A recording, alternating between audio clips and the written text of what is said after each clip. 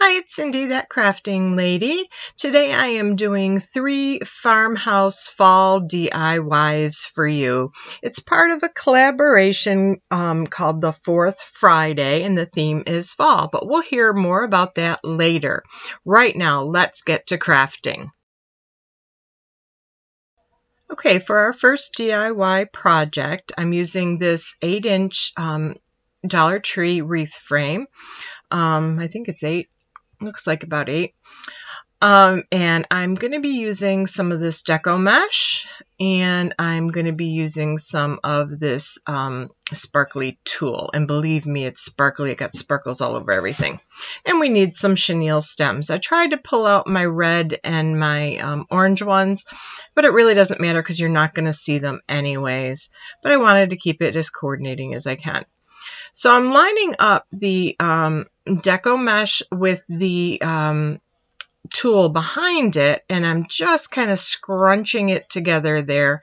And I'm going to take a half of a chenille stem, and I'm going to attach it right to the middle of my frame.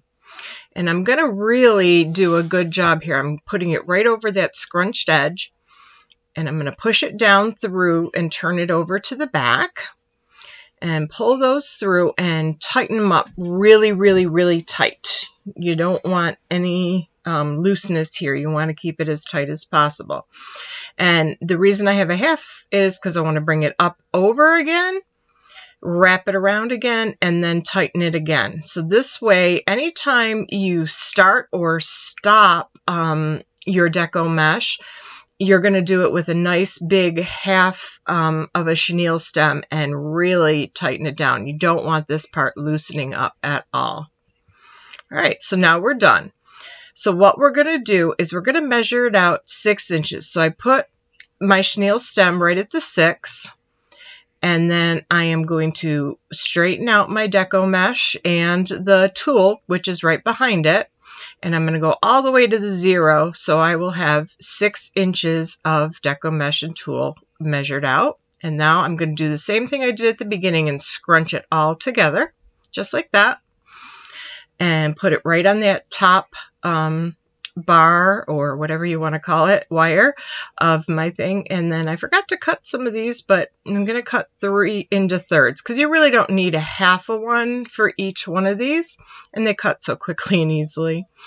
And I'm going to do the same thing I did the first time, except I'm not going to double it over. That's why I only really need a third of one. Why waste it, right? We can get more pieces out of each chenille stem. So I'm just, again, tightening it nice, and then I'm going to scoot it over right next to the first one. And we got our nice little bubble right there, and it's got the tulle inside, and it kind of gives it a nice little sheen behind that deco mesh. I like it. So now I'll line up that second chenille stem at my 6 and do it all over again. Pull it out 6 more inches. It's a little bit fussy to work with when you're working with the 2 pieces because the tulle wants to catch on the deco mesh, but it's not bad. Again, scrunch it up, put it onto that middle, and take my piece of tulle, or I'm sorry, take my chenille stem and tighten it up, just like a loaf of bread. Just keep twisting till it's nice and tight. There you go. And again, we're gonna, after we get it nice and tight, we're gonna scooch it over, just like that. And keep going. We're going to measure out 6-inch pieces all the way around. And we'll be back when we're done. So today's video is part of the 4th Friday challenge, and this month's theme is Fall Harvest. This is being hosted by Sarah over at Jujubee DIY and Lisa over at Our Gray House. Their channels will be listed down below in the description box, along with the playlist of some very talented other DIY YouTubers. So be sure to check out the playlist and both Sarah and Lisa's channels. Now let's get back to crafting. So I've got all my loops on my wreath form here, and I'm just going to fluff them out until I like the look of them. Just give it some more fullness, you know, here and there, pop them out. I think it looks pretty good. Now we need to neaten up the back of it. So I'm just going to kind of tuck and push and tuck these little chenille stems in so that they're like under the wire. And you don't want to sit here and watch me do this, so we're going to speed it up and get it done. Just push them in, get it done. All right, now that we're all done with that, I'm going to add a bow. And I was not going to put you through my bow making process because I really stink at it. But anyways, so I've got a chenille stem attached to the back of the bow. And I'm just kind of putting it around where I ended the last loop. And I'm going to tie it right around the back here of the wreath frame. So it'll be nice and neat. And I got that ribbon at Dollar Tree, and I took one of the sunflowers off of one of my Dollar Tree picks, and that's where that all came from. So this is all Dollar Tree. I think I got about $3 into the whole thing. Not bad at all. And as you can see over to the right there, that's all I had left of. I used two picks of the, or not picks, two of the tulle rolls and one of the deco mesh, and that's all I had left over. Now I'm just taking another full chenille stem and I'm making a loop on the back. I'm sorry it's out of frame. I thought I had it all in there, and just twist it on just to make a nice little hanger for this. And that's it. We are done with this little wreath. It really didn't take long at all, and I think I love the way it looks. I can't wait to hang it on my door.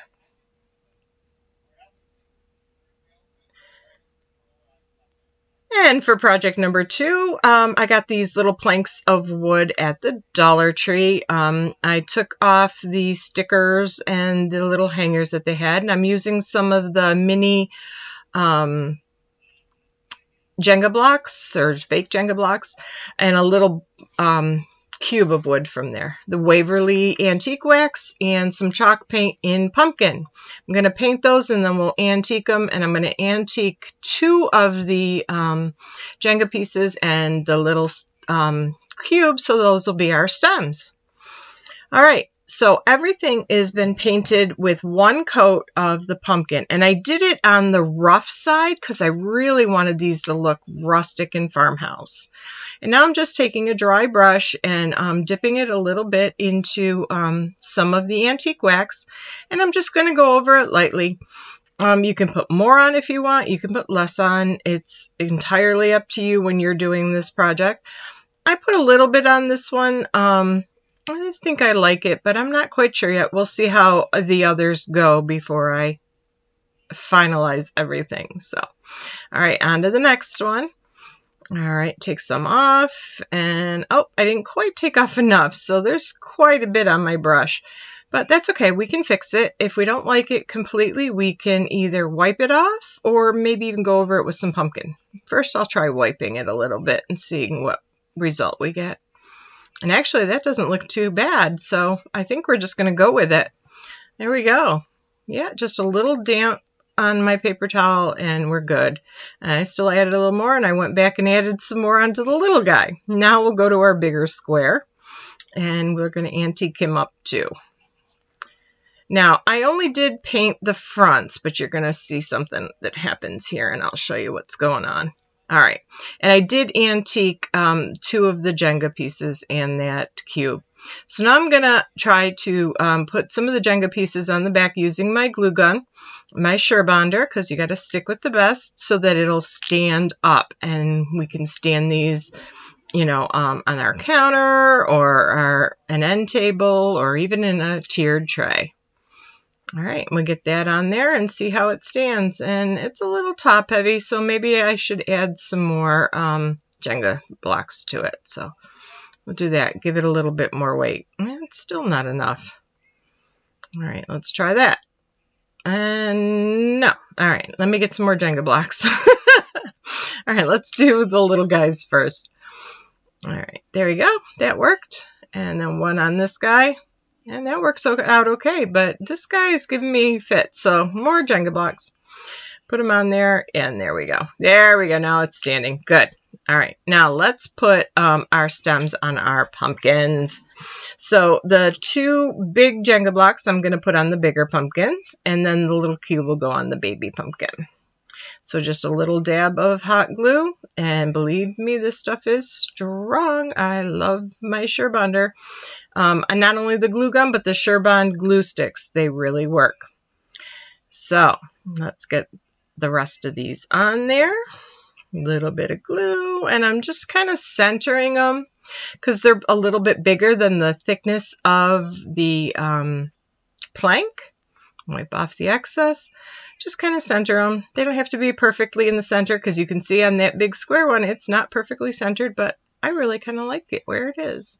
But stems are never centered on pumpkins, are they? Pumpkins are all sizes and shapes. All right, so a little bit of glue on the cube and put that on our littlest square. And I didn't put that quite straight. I kind of gave it a little bit of a attitude, a little angle. All right, so the next thing that I'm going to want to do is add a little bit of whimsy to it. So I just took some raffia and I just made some shoestring bows and angled the ends. That's it. And we're going to just put it right at the base of the stem, right at the top of the pumpkin, and that's it. Let's get all 3 of them done. So I kind of sized the bows big, medium, and large, just like the wooden planks, big, medium, and large. But you can do whatever you want. You want to add some greenery or some leaves. You know, when you're doing this project, do whatever you like. And if you would like, tag me so I can see what you did. But I just think these are adorable. There we go. Last little bow on. All right. So, oops, glue gun. Gotta love glue strings. Oh, and that didn't sit well. We'll get it fixed. Don't worry. There it is. It's on there now. All right. We are done. Or are we? Okay. Let's see. Are we done? No, we're not. So as you can see, I took off the Jenga blocks that I put for their supports because they weren't really doing their job. I don't know if you've ever tried to take off something that you've hot glued on, but when you've used your Surebonder, it does not want to come off. It really took a lot of my heat gun to get those Jenga blocks off, but I got them off. And then I added 2, and I did them the long way, and it really worked out well to keep those pumpkins standing. And you'll also notice, if you can see there, I painted the backs of them so that if you wanted to use them in a tiered tray or put them somewhere where they're going to be seen from the back, they look more finished. All right, let's get on to our 3rd project.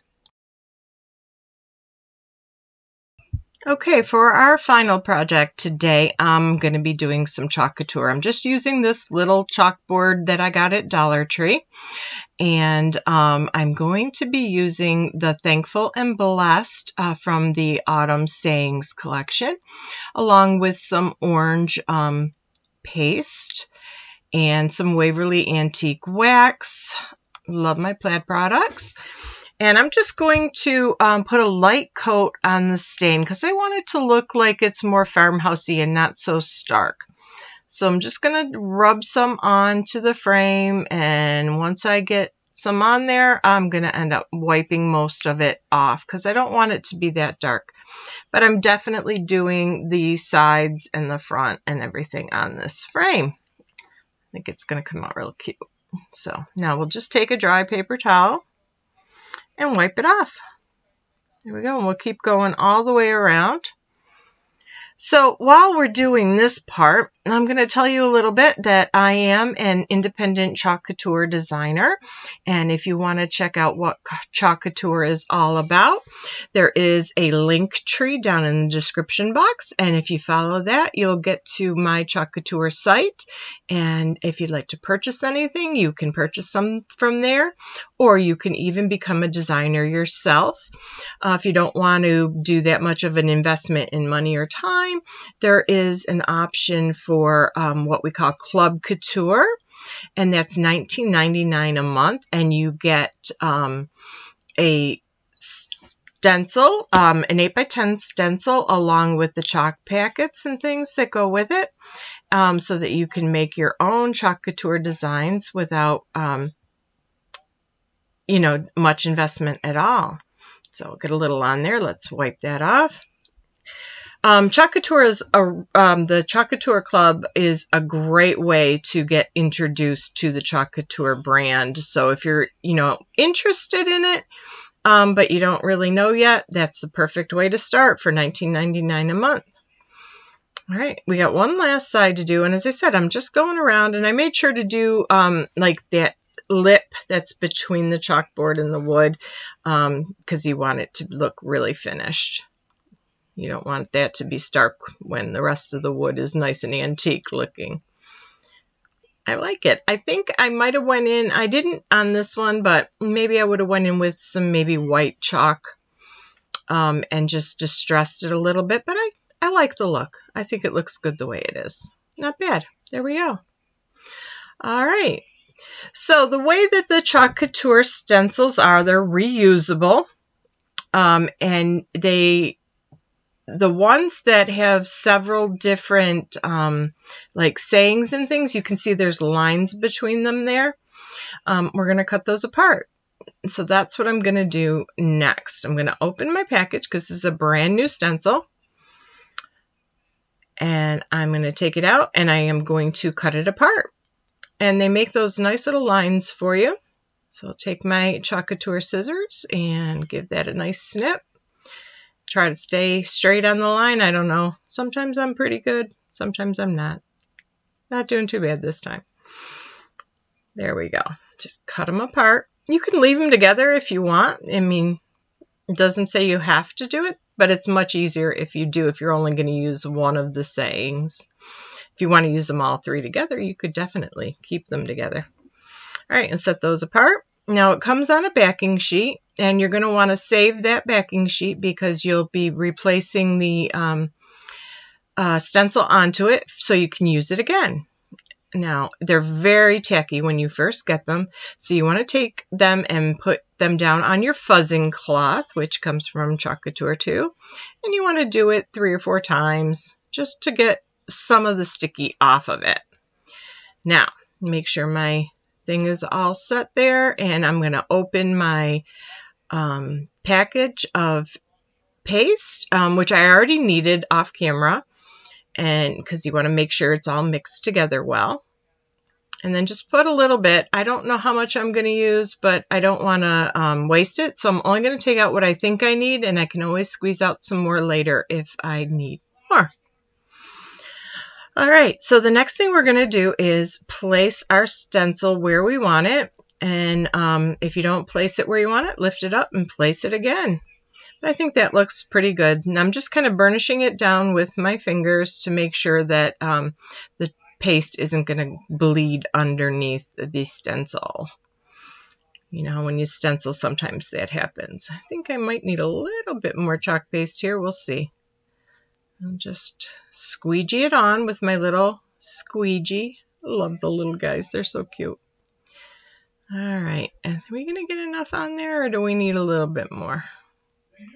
No? Yeah, a little more. Just for that one little section I don't think I got covered. There we are. All right. Now, you just go ahead and squeegee any of the excess off. And when you're using the big tubs of paste, you can put the paste right back in so you don't waste hardly any. All right, now here comes the fun part, the reveal. Ta-da! That looks great. All right, before I go on, I'm going to go and wash my stencil, and I'll be right back. All right, so I washed my stencil, so you can see it's nice and clean right there, and I'm just leaving it upside down to dry, and once it's dry, I'll put the backing paper back on it and put it back into its little package so I can have it. And the last little thing that this little sign needs, in my opinion, is another raffia bow, and that will kind of coordinate it with those pumpkins and my wreath. I think it'll look good. Maybe I should have put some Raffia on the wreath. Maybe. I don't know. We'll see. Anyways, there we go. We have another completed project. I love this chalk couture. It is so simple and easy. And if you don't like it, basically it's chalk, wash and love and repeat. So you can wash it off and make something else. So here are my 3 finished farmhouse projects. I think they all turned out great. Tell me which one you like best in the comments. I would really appreciate your feedback. And if you haven't subscribed to my channel already, I would appreciate you doing so. It helps my channel grow. Click the bell icon so you can be notified when I upload more videos. And don't forget, this is part of the 4th Friday challenge. And check out the playlist and both Lisa and Sarah's channels. Thanks again for watching, guys. And until next time, live fully, love deeply, and learn something new every day. Bye, guys.